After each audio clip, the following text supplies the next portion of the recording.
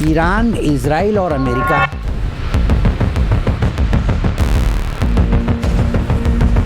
Ukraine और रूस। पाकिस्तान और अफगानिस्तान।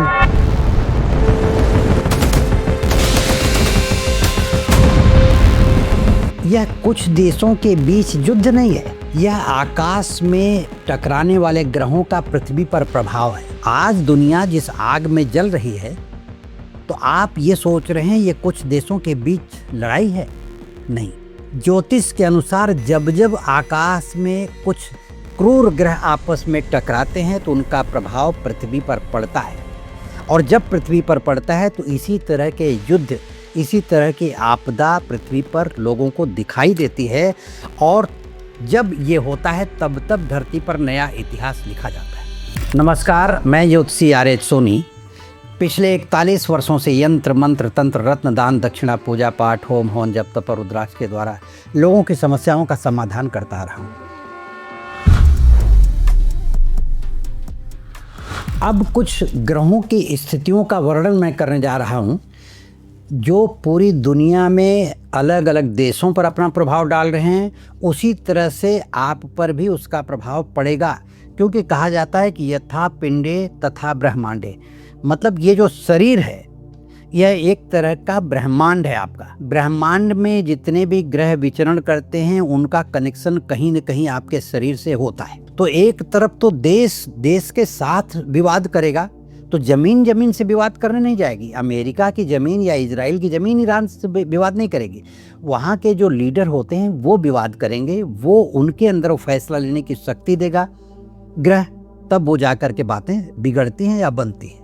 उसी तरह से अगर आपकी जन्म कुंडली में जैसे राहु मंगल के साथ बैठ कर के अंगारक योग बना रहा है इस समय, और शनि मीन राशि में बैठा हुआ जल तत्व की राशि में, तो अब होता क्या है कि जैसे आपकी कुंडली में अगर जल तत्व की राशि मीन लग्न में बैठी हुई है तो आपके मस्तिष्क पर उसका प्रभाव पड़ेगा। राहु और मंगल कुंभ राशि के अगर लग्न में बैठे हुए हैं तो आपके मस्तिष्क में अंगारक योग बनेगा, माने क्रोध उत्पन्न होगा। अगर यही स्थिति तीसरे घर में होगी तो आप अपने भाई से झगड़ा कर लेंगे, बहन से कर लेंगे, मित्र से कर लेंगे। पंचम भाव में बनेगी तो आप अपने संतान से कर लेंगे। सप्तम भाव में बनेगी स्थिति अगर राहु मंगल की या मीन राशि के शनि की, तो आप अपनी पत्नी से, लाइफ पार्टनर या बिजनेस पार्टनर से। दसम में बन जाए तो आप अपने कर्म के क्षेत्र में, यानी व्यापार कर रहे हैं तो वहाँ विवाद कर लेंगे, या कोई व्यापारी आपसे विवाद कर लेगा, या कर्म का क्षेत्र यानी ऑफिस में काम करते हैं तो वहाँ पर अपने कर्मचारियों के साथ या अपने बॉस के साथ, अपने अधिकारियों के साथ यह विवाद की स्थिति पैदा करता है ग्रह। तो अब आपको ये देखना होगा कि मैं देश के साथ आपकी भी स्थिति को समझाना इसलिए चाहता हूँ कि यह केवल देश दुनिया पर ही असर नहीं करता, प्रत्येक जीव जंतु, पेड़ पौधे, वृक्ष, वनस्पति पर भी इसका प्रभाव पड़ता है। इसलिए आपको ये ध्यान देना होगा कि जब ऐसी स्थितियाँ बनती हैं आकाश में ग्रहों की, तब हर व्यक्ति के जीवन पर असर पड़ता है और हर देश पर असर पड़ता है। अब बात उठती है कि कौन सा देश किस कोने में, जैसे मिडिल ईस्ट में वार हो रहा है तो मिडिल ईस्ट की स्थिति उस तरह की बनी हुई है। राहु मंगल योग बनकर, राहु मंगल का योग जो अंगारक बना हुआ उस तरह की स्थिति बनी हुई है। अब मैं आपको समझा रहा हूं कि शनि जब मीन राशि में प्रवेश करता है तो मीन राशि जल तत्व की राशि है, और यह शनि ग्रह जो है कर्म और परीक्षा का ग्रह है। जब शनि मीन राशि में आता है तब पूरी दुनिया में 3 तरह की परिस्थितियां खड़ी होती हैं। पहली परिस्थिति होती है कि आर्थिक दबाव बढ़ता है पूरी दुनिया पर, देश का बजट बिगड़ जाता है, महंगाई बढ़ती है और आम आदमी परेशान होता है। ये पहली स्थिति है। अब दूसरी जो बातें हैं, शनि जल तत्व की राशि में मीन राशि में बैठा हुआ है तो जल तत्व से संबंधित घटनाएं बढ़ जाती हैं। जहाज़ों पर हमले होंगे क्योंकि वो समुद्र में है जहाज, समुद्र में विवाद पैदा होगा। एक देश अपने समुद्री जहाज के द्वारा दूसरे देश के समुद्री जहाज पर हमला करेगा। समुद्री रास्तों में तनाव पैदा होगा, एक देश दूसरे देश का रास्ता रोकेगा। और आप देख रहे हैं स्थिति इजराइल और ईरान के बीच जो युद्ध हो रहा है अमेरिका के द्वारा और इजराइल के द्वारा समुद्री जहाज़ों पर हमले किए जा रहे हैं और ईरान के द्वारा भी उनके समुद्र के किनारे बसे हुए बेसेस पर हमले किए जा रहे हैं। तो ये समुद्री जो हमले हैं ये शनि के कारण हैं, और शनि जब जब जल तत्व की राशि में आता है तब तब इस तरह की स्थितियां पैदा करता है। अब तीसरी स्थिति जो आती है, शनि जल तत्व की राशि में बैठ कर के मानसिक तनाव बढ़ा देता है, मानसिक स्थिति को खराब कर देता है, सभी लोगों की तनाव पैदा करता है, डिप्रेशन की स्थिति में लाता है, और भविष्य को लेकर के लोग चिंतित रहने लगते हैं कि आखिर हमारा भविष्य अब क्या होगा। आप देख रहे हैं दुनिया आपस में लड़ रही है, इजराइल, ईरान, अमेरिका लड़ रहे हैं, रूस और यूक्रेन लड़ रहा है, अफगानिस्तान और पाकिस्तान लड़ रहे हैं, लेकिन एक नेता अपनी इमेज के लिए, अपने देश के लिए लड़ रहा है, लेकिन जनता इतनी परेशान हो रही है, उसमें आप भी हैं और हम भी हैं। चिंतित तो हम भी अपने भविष्य को लेकर के हैं कि जो स्थिति इस समय दुनिया की चल रही है, उसमें आने वाले समय में किसी भी व्यक्ति का, यानी आपका भविष्य क्या होगा, आपके बच्चों का भविष्य क्या होगा, आपके परिवार का भविष्य क्या होगा, क्या हमारे पास अपने भविष्य को बचाने की स्थिति है या नहीं है, ये चिंता खाई जा रही है लोगों को। एक नेता जो लड़ाई कर रहा है, जो प्लानिंग कर रहा है, उसके घर वाले भी चिंतित हैं। ऐसा नहीं है कि उनके यहाँ चिंता नहीं है, सबके यहाँ चिंता है। अब मैं बात कर रहा हूँ मंगल ग्रह की। मंगल ग्रह को युद्ध और सेना का ग्रह कहा गया है। मंगल क्रुद्ध ग्रह, क्रोधी ग्रह, आग है मंगल। जब जब वो राहु के साथ आता है तो वह अंगारक योग बनता है, और इस समय वही योग बना हुआ है। और जब जब अंगारक योग बनता है तब तब युद्ध के हालात बनते हैं। और अंगारक योग का मतलब ये होता है कि आग। अब आप देखिए, जहाँ लड़ाइयाँ हो रही हैं, कोई लाठी डंडे से लड़ाई नहीं हो रही, गोला बम बारूद बरस रहे हैं, मिसाइलें बरस रही हैं, ड्रोन बरस रहे हैं, ड्रोन जाकर के फट जा रहे हैं। अब ये देखिए, समुद्र में जहाज हैं तो समुद्र के पानी से पानी का वार नहीं हो रहा है, समुद्र में पानी में खड़े होकर के भी वो मिसाइलें दाग रहे हैं, आग से लड़ रहे हैं ना। रिफाइनरियों में आग लगा दे रहे हैं, तेल जल रहा है धू धू करके, और जगह जगह जंगलों में भी आग लगी हुई है, जहाँ स्थिति कुछ नहीं है कि वहाँ आग लगने जैसी, घर्षण से आग लग जा रहा है, क्योंकि अंगारक योग बना हुआ है। अब इसमें क्या होता है कि एक देश दूसरे देश पर मिसाइलों से हमले करते हैं, ड्रोन से हमले करते हैं, बम से हमले करते हैं, सीमाओं पर तनाव बढ़ जाता है, सैन्य गतिविधियां बढ़ जाती हैं, और हमेशा ये जब तक ग्रहों की स्थिति रहेगी तब तक हर एक व्यक्ति के विचार में आएगा कि हम उस देश के व्यक्ति को मार दें, प्रमुख व्यक्ति को मार दें, जिससे हम जीत जाएं। लेकिन वह देश की स्थिति, दुनिया की स्थिति है। मैं आपकी भी बात कर रहा हूं इसमें। अगर आपकी कुंडली में, अब आपकी कुंडली में भी अंगारक योग बना हुआ है, ऐसा नहीं है कि दुनिया का कोई व्यक्ति अछूता है, हर व्यक्ति की जन्म कुंडली में अंगारक योग बना हुआ है। अब वह अंगारक योग लग्न में बना हुआ है तो आपके मन और मस्तिष्क में आग लगा देगा, क्रोध से भर देगा आपको। तृतीय भाव में है तो मित्र के प्रति, भाई बहन के प्रति क्रोध पैदा होगा। पंचम में है तो संतान के प्रति अंगारक योग, संतान को आप ऐसी दृष्टि से देखेंगे जैसे अभी आप मार देंगे उसको। सातवें घर में बैठा हो, छठे घर में बैठ जाए तो शत्रु को मार डालने की प्लानिंग करता है आदमी, छठे घर में बैठकर, क्योंकि वो शत्रु का घर है, रोग का घर है, ऋण का घर है, तो उसको एकदम जड़ से खत्म करने की बात करता है। अंगारक योग इसी को तो कहते हैं। आदमी आग बबूला हो जाता है हमेशा। सातवें घर में बैठा है तो पत्नी के साथ स्थिति होती है, पत्नी की कुंडली में है तो पति के साथ ऐसी स्थिति पैदा होती है। और बिजनेस पार्टनर, वहाँ लाइफ पार्टनर है तो बिजनेस पार्टनर भी उसी जगह से देखा जाता है, तो पार्टनर के साथ भी बिना मतलब का विवाद, क्योंकि ग्रहों की स्थिति ऐसी है।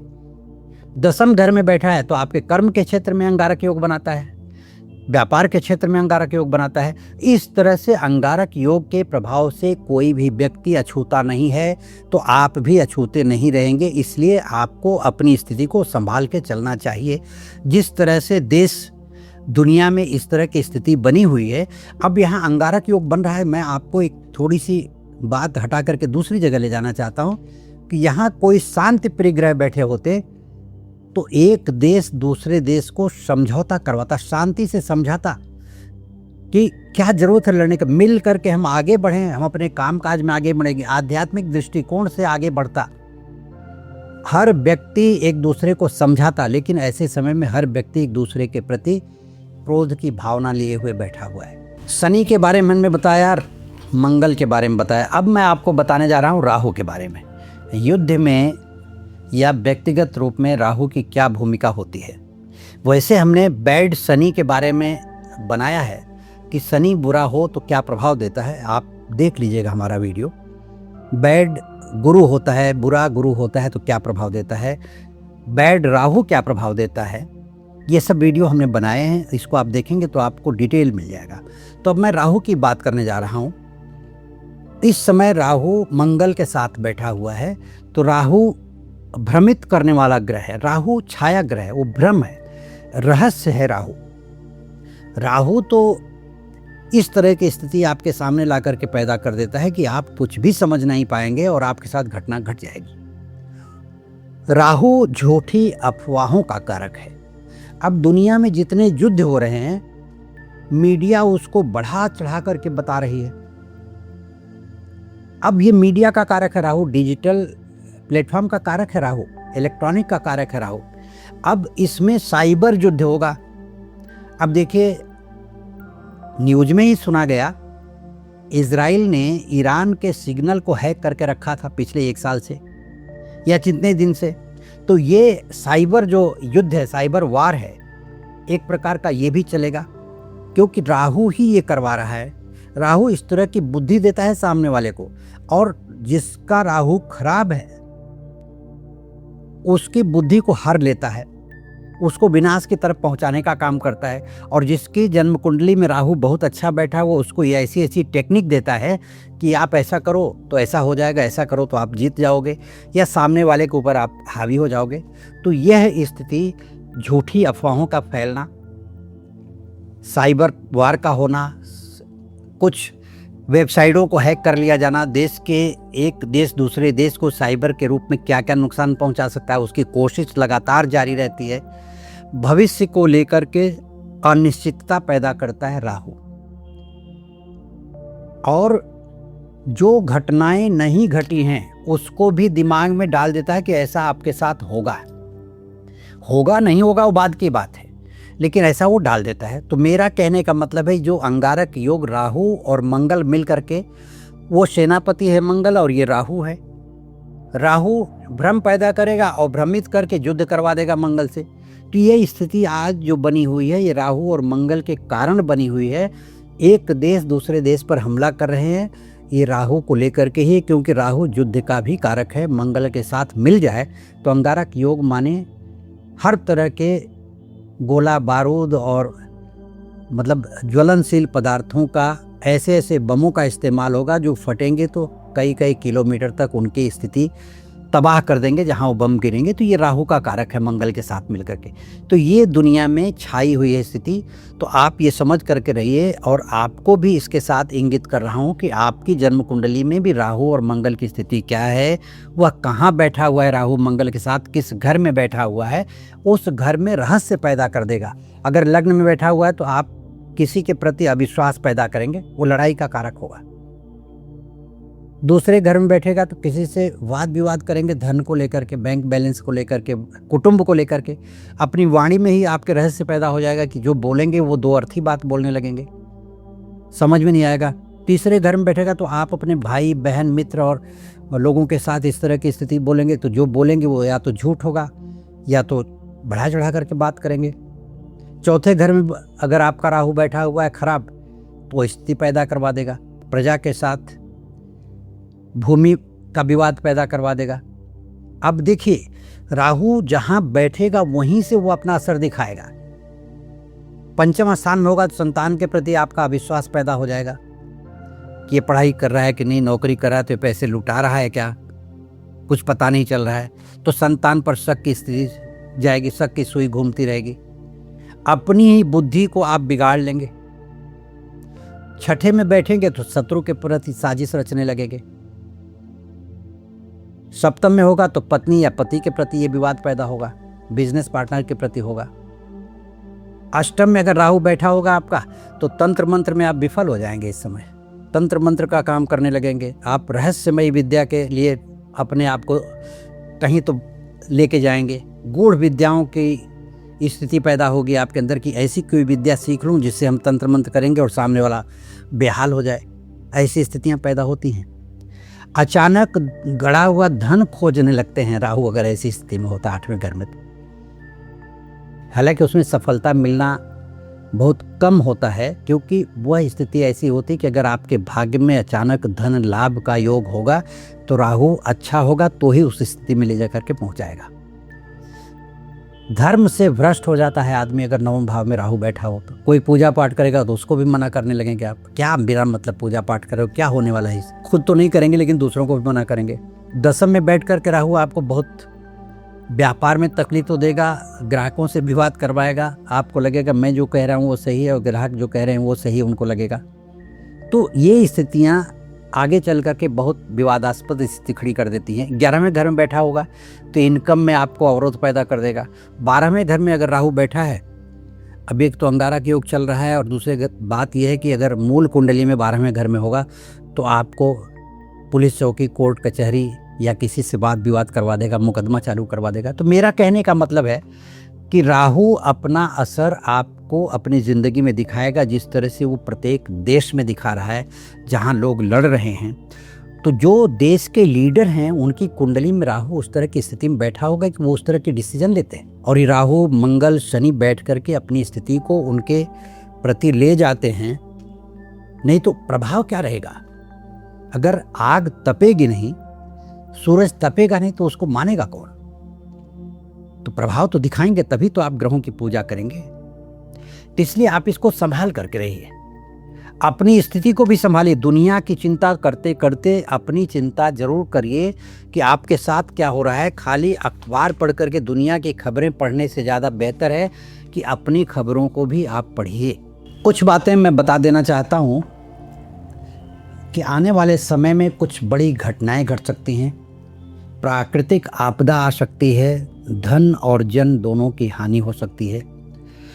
कुछ और देश आपस में विवादास्पद स्थिति में आकर खड़े हो जाएंगे। कुछ देशों के बीच तनाव बढ़ेगा। आर्थिक उतार चढ़ाव तो आएगा ही आएगा।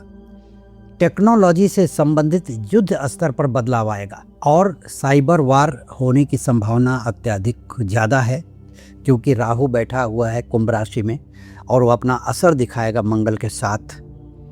लेकिन नई राजनीतिक व्यवस्था भी बनेगी। कुछ देश आपस में मिल करके, बैठ करके, बात करके इस तरह का हल निकालेंगे कि कुछ ऐसी स्थिति लाई जाए कि युद्ध किए बिना ही स्थिति को संभाला जाए। अभी तक जो हो चुका है हो चुका है, लेकिन इसके बारे में कुछ देश बहुत अच्छे विचार करेंगे और वह रास्ता निकलेगा। लेकिन डरने की बात नहीं है। जब भी ऐसे ग्रह योग बनते हैं तो दुनिया की स्थिति इस तरह की बदलती है, दुनिया में युद्ध होते हैं और इतिहास गवाह है कि जब जब इस तरह के ग्रह की स्थिति बनती है तब तब दुनिया बदलती है, लेकिन दुनिया खत्म नहीं होती। ज्योतिष में ग्रहों की स्थिति आपको डराने के लिए नहीं आती है। ज्योतिष में तो ग्रहों की स्थिति आपको चेतावनी देने आती है, आपको आगाह करने आती है, आपको सूचना देने आती है। कहते हैं कि ग्रह कोई भी खराब नहीं होते। ग्रह तो इस बात की सूचना देते हैं कि आपका समय कैसा आ रहा है, और अगर आपने अपने समय को समझ लिया तो आप अपने अंदर बदलाव ला सकते हैं। आप अपने आप को भविष्य के हिसाब से तैयार कर सकते हैं, सुरक्षित रख सकते हैं। तो कहने का मतलब ये है कि ग्रहों की स्थिति को देख करके डरने की कोई ज़रूरत नहीं है। तो घबराइए मत। दुनिया कठिन दौर से गुजर रही है, लेकिन हर कठिन दौर बुरा नहीं होता। कुछ कठिन दौर नए युग की शुरुआत करने के लिए आते हैं। नमस्कार, धन्यवाद।